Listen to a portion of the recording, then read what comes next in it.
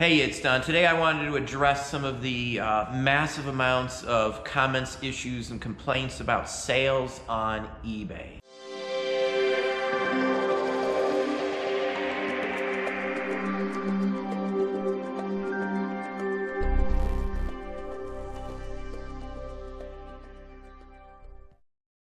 Hey, it's Don. Today I wanted to address some of the massive amounts of comments, issues, and complaints about sales on eBay. Now, I want to start off by saying I personally wouldn't be able to address the issue based on my store sales because we've been moving, bought a new house, bought an eBay building and the whole works, and I have totally disrupted my normal flow of listings and things like that. We're just now getting back into it.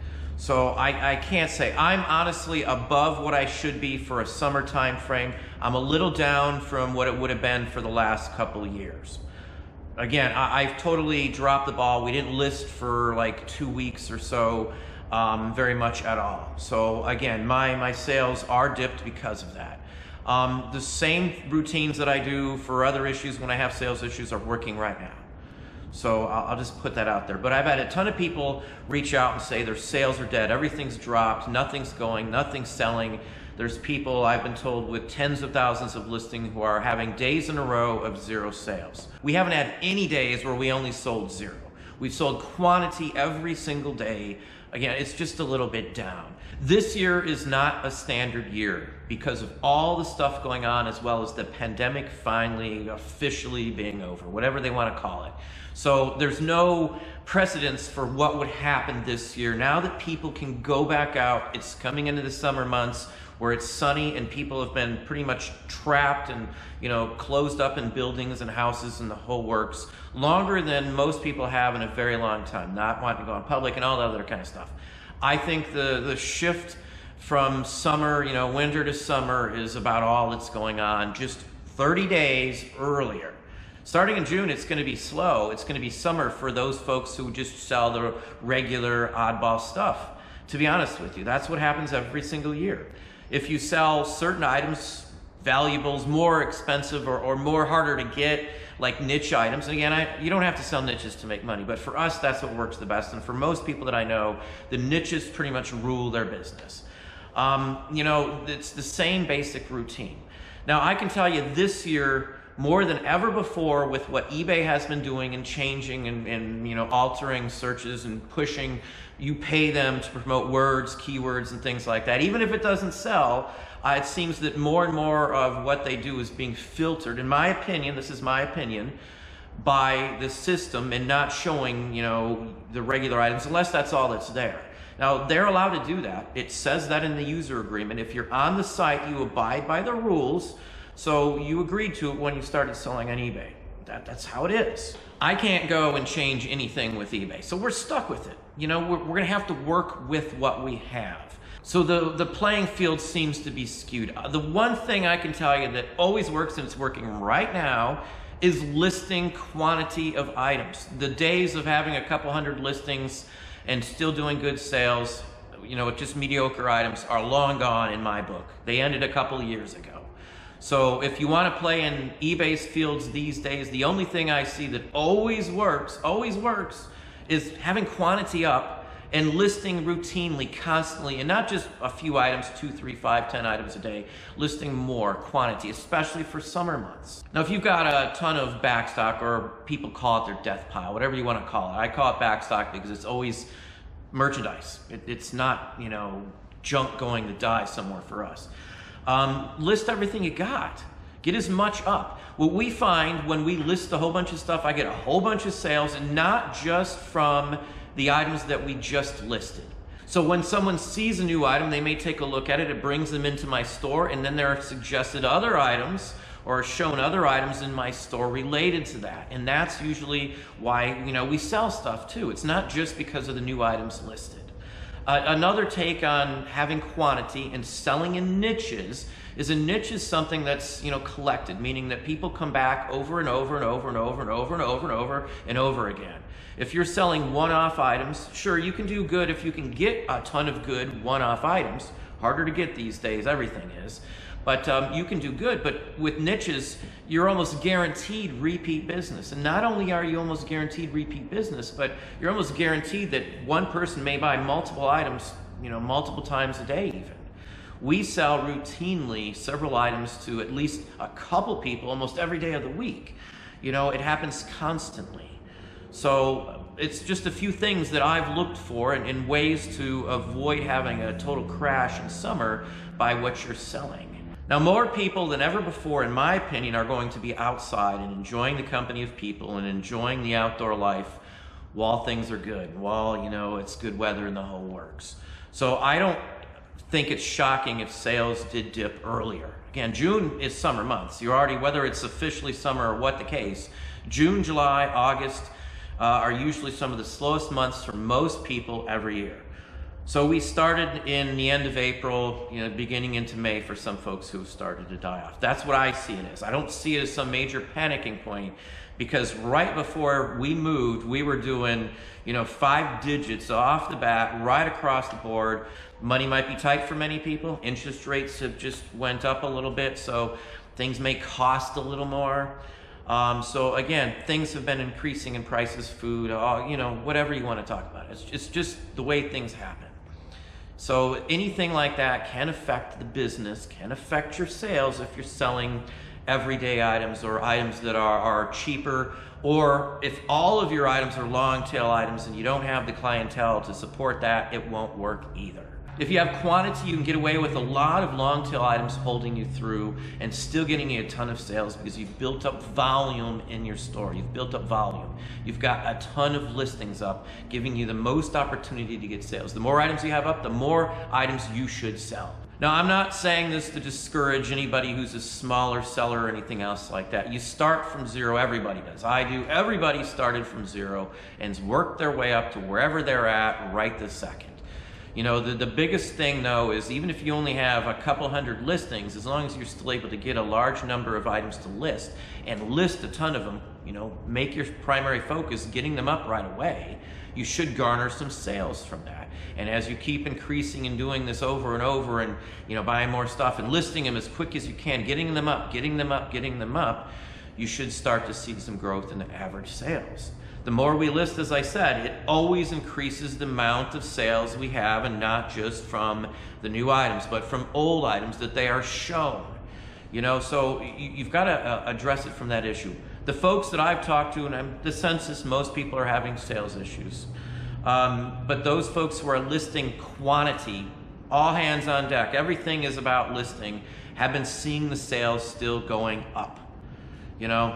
It's just the way it works. You list new items, you're going to get some sales. You can't rely on just the old items sitting there. So take that at heart.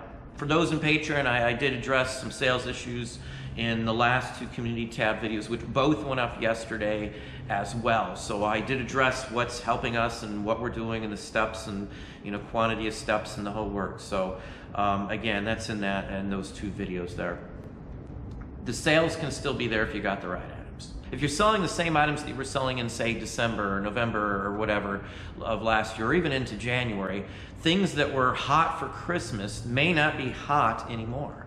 If you bought a whole bunch of things for, say, a movie tie-in from the end of last year and all of a sudden the sales dipped off, there's only so many people that want anything out there. So if you're selling something that's in a flooded category or there's 100 other people that are selling it, it's going to be hard to move it, no matter what it is, unless there's a huge base of collectors or buyers for that specific item. With a large number of niches we sell in, there may only be 4 or 5 people on the globe that want one of the items that we are selling. And those specific 4 or 5 people have to be online and see my item to even know it's out there to get it. So you've got to be cautious on how many people want what you're selling to begin with. Now, another thing a lot of people take for granted is they're researching the value of their items totally wrong.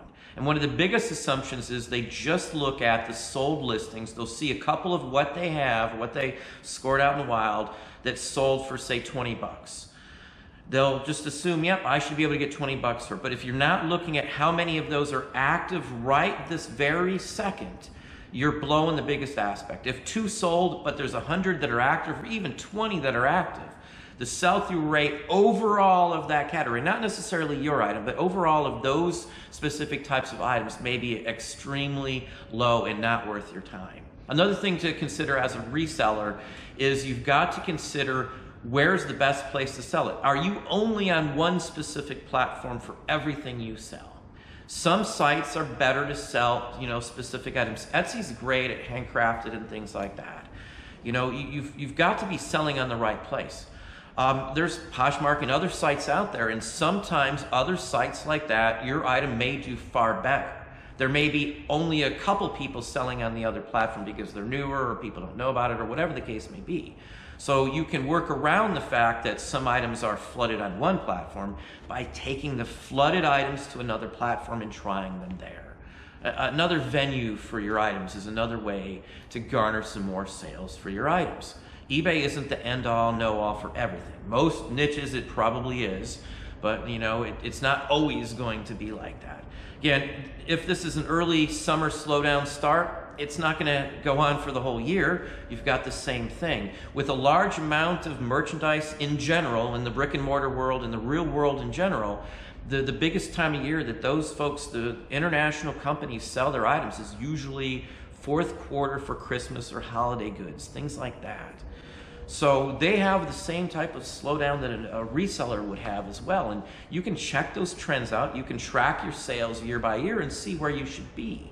That's the key to knowing what's going on, knowing if you're in trouble or knowing if the sales are just dipping because that's what's going on. Check if you're selling clothing, used clothing, check what retail sales are doing now in general. If they are down, it's not surprising that you would be possibly down at the same time. If you're selling the wrong items, again, that could be a killer.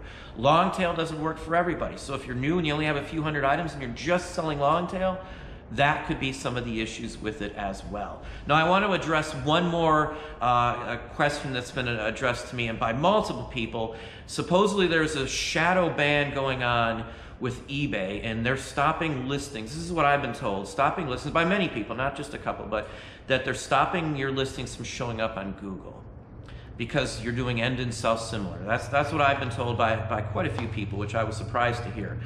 Now, if you don't know how the internet works, that may sound like a bona fide thing with end and sell similar and stuff. But to be honest with you, it takes up to 30 days for a new listing on any platform, not just eBay, to show up on a Chrome search through Google. That's how long it can take it for ranking because of the tens of millions of new listings that are put up constantly. So it takes time. So if you don't see it immediately on Google search, it has nothing to do with eBay. It's the way the internet actually works. Even eBay's own site states that when you list a listing, it could take 24, I think it even states up to 48 hours for your listing to show up in search results. It takes a lot longer with Google because of the amount. So I wouldn't at all say that eBay's shadow banning people who do end and sell similar. I can tell you without a doubt, when I do end and sell similar, I get more sales. So I don't see any shadow banning related to eBay. eBay's not, paying Google to hide people's listings on Chrome when they do end and sell similar. The fact that they're not showing up is just merely the fact that it takes up to 30 days for your listing to rank and show up in a search result. Again, that's the way it works. Now I'll address one more comment that's been made by several people related to this same aspect here. They'll see their listing up and when they click on it, it says the listing is no longer active, been removed, or whatever the case may be, from a Google Chrome search, not from eBay, but from a Chrome search. If you ended the listing and created a new listing, there's gonna be no link between the two. So you're just seeing the listing that was probably up for 30 days to get that Chrome search. Now you can see it, but it's ended. So there's no further information or links or knowledge that can be gained from that listing because it's dead. It doesn't exist anymore. You created a new one. There's no relationship to the old listing you ended and the new listing you created through Sell Similar. Even with a relist, even if it's relisted by you, you end it and relist it, those same listings there aren't going to be connected. So the old listing, if it shows up, isn't going to say, here it is over here always when you click on a link from Chrome. So just keep that in mind. I don't see eBay doing anything to block your listings or mine or anybody else's. The fact that you can't see many of your listings on Chrome if you're ending and selling similar is to be expected. Now, we're still getting good sales when we do it, so I'm going to continue ending and selling similar. So again, listing new items is what gets us the best results across the board every single time. If you've got quantity and you spend some hours and you've got items that are quick and easy to get up, you can get volume up in a very short period of time, and it's very easy for one single person to get over 100 new items up in a single day. Items that only need a couple of images, items that are quick descriptions, items that are tied together in the same categories, the same genre, the same everything.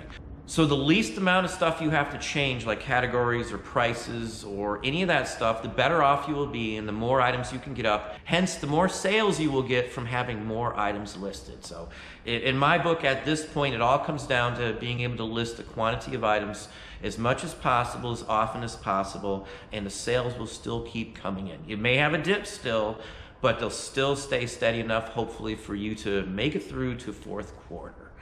That's the gist on that. If your fourth quarters are huge and you're making a lot of money, you should always save money, put it aside to make sure you have enough to cover from the summer. It's like a teacher's salary. You may make the majority of your funds throughout the year in third and fourth quarter or fourth quarter, first quarter, and if you don't save some of that money, you could be in trouble at the, in the summer months when there's nothing else going on. But anyway, that's what I have for you today. Hopefully that gave you some ideas, some thoughts. If you enjoyed this video, please hit that like button down below. You can also hit the bell icon to be notified if I post new content or go live. Subscribe and tell all your friends.